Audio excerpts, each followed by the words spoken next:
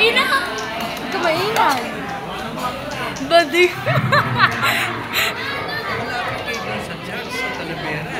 Si Kuya Eman.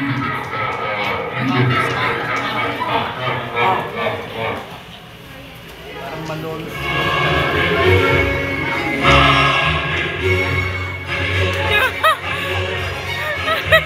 Ang pogi si Kuya Eman.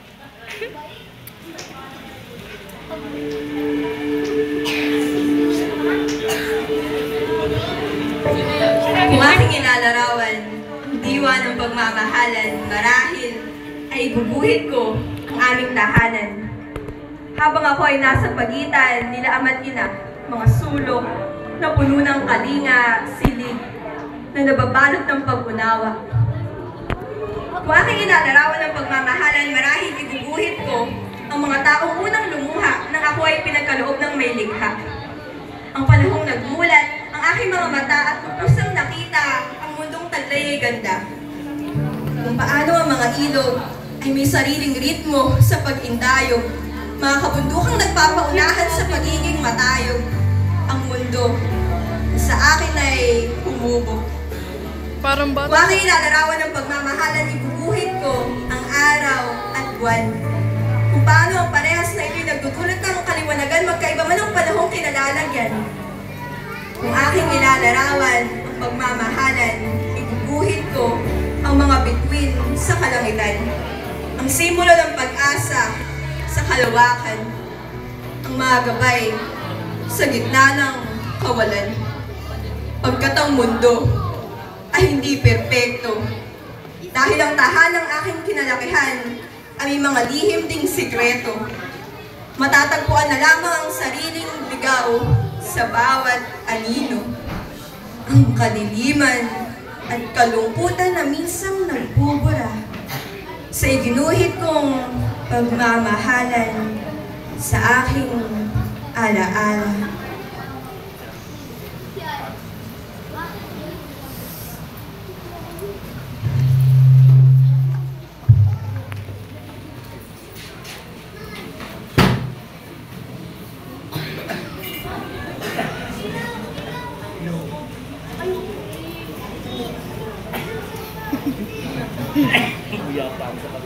Halika nga, babae dito. Araw-araw ka na nasa tugalan. Wala ka ng pagkain dito. Bakit ikaw? Ano ba ang pag mo sa pamilya na to? Umuwi ka na naman, di ba? Kaya mo gusto? Ano Gusto na sa kapagan? Ha? Ano gusto mong masaktan? Ha? Nay! Nay! Ano ginawa ko kay nanay? Yan Saan ang ka? nanay. Ayan, Saan ka yan nagaling? ang galing. Yan ka naman nanaki. O basta ito ha? Mag-usap ka yung anak niya. Nay, ako may tayo. Sige, magsama kayo. Mga walang kwenta. Kaya alis na ako. Kasi tatapos na ako kay tatay. Bakit ka naman sinasaktan? Tatay, pwede ko siya kaya kaya ako yan. Kaya sa sana ako nagtagod na tagod.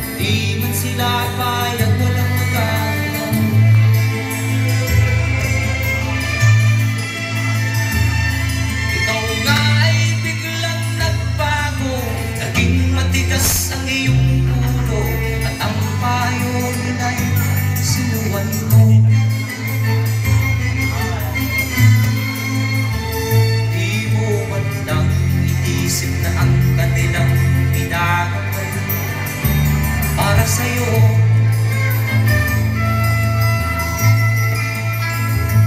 Kat ang nais mo'y masunod ang layaw mo, di mo sila pinapansin.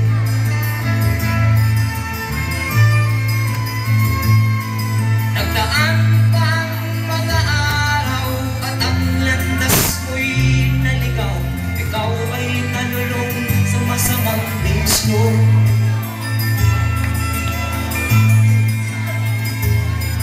At ang una mong nilapitan ang iyong inang lumuluha. At ang tanong, anak, ba't ka nagkaganyan? At ang iyong mga matay lang luluha ng di mo napapansin. Pagsisisiyag sa isip mo, nalaman mo, ika'y nagkamali.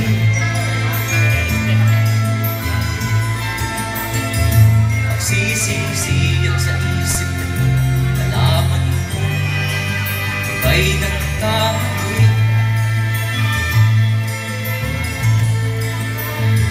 Pagsisisiyag sa isip mo, nalaman mo, ika'y nagkamali.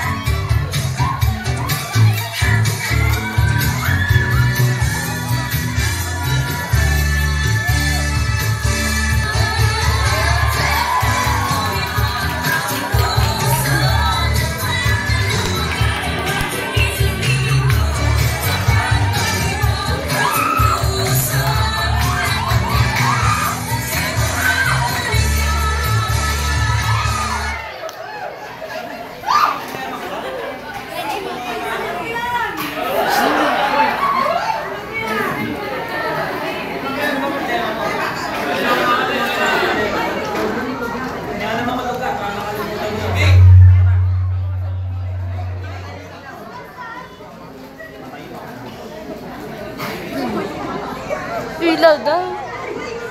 Uy, wag kang makikita mo ka mo naman. Wala, madilim, madilim.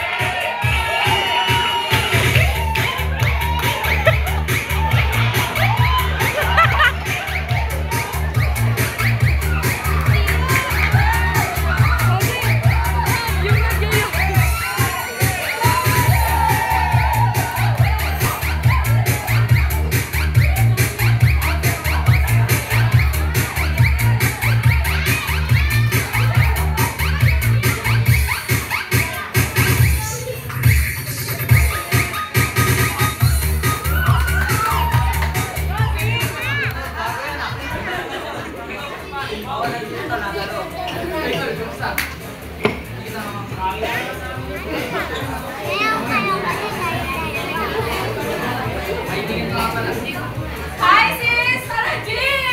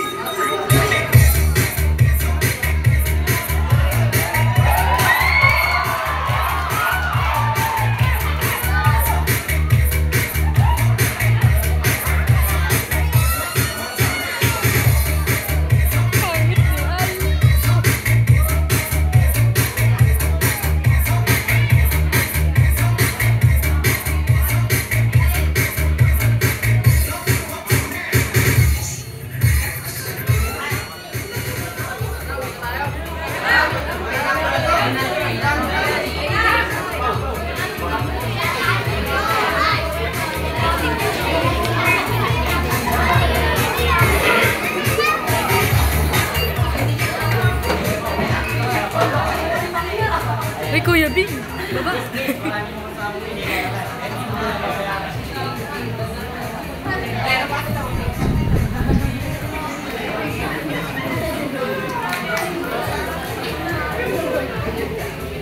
Kaya ako na lagi naiiwan.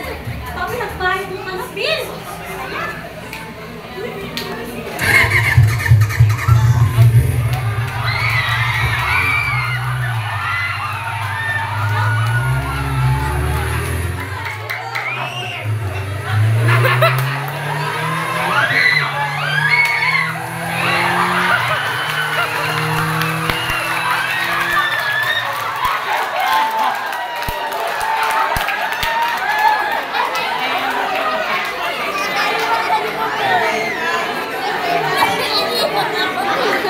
Palagi na lang ako naiiwan.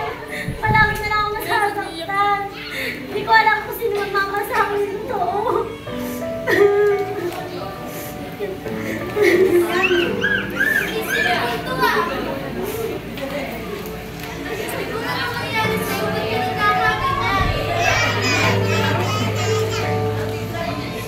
Ayoko nang umuwi sa amin. Sinasakit na natawan. Masaya tayo ng pamilya ko dati. Sila dito at dito nga, mahal na mahal mo. Dati ganun ginaayon. Bigla ka na pinagtago.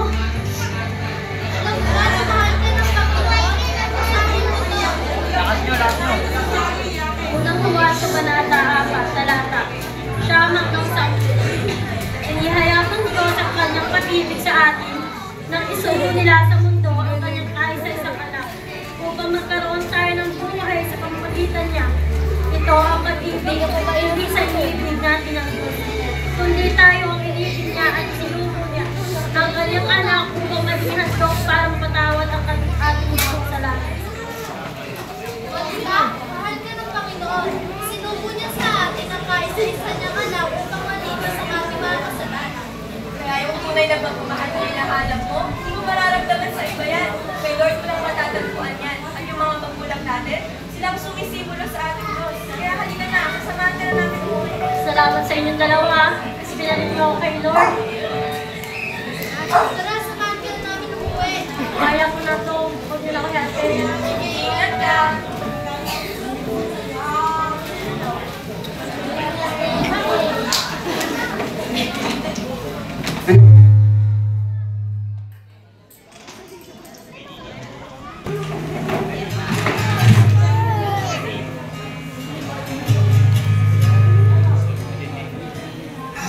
Nay! Nay! Darling! Anak! Kumusta ka na? Okay ka lang ba? Pasensya ka na anak ha sa mga nagawa ko. Pangako di ko na uulitin. Nga pala anak, mayroon ako nakitang picture na ginawa mo. Bata pa lang ako tayo. Gusto ko na ng buong pamilya. Tara anak, pasok ka muna.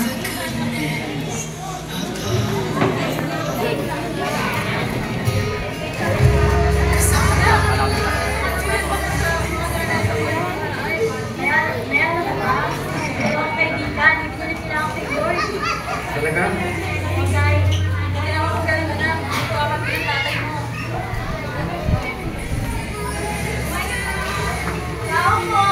Nandiyan po ba si Nicole? Anak ko kayo bisita ka ngayon.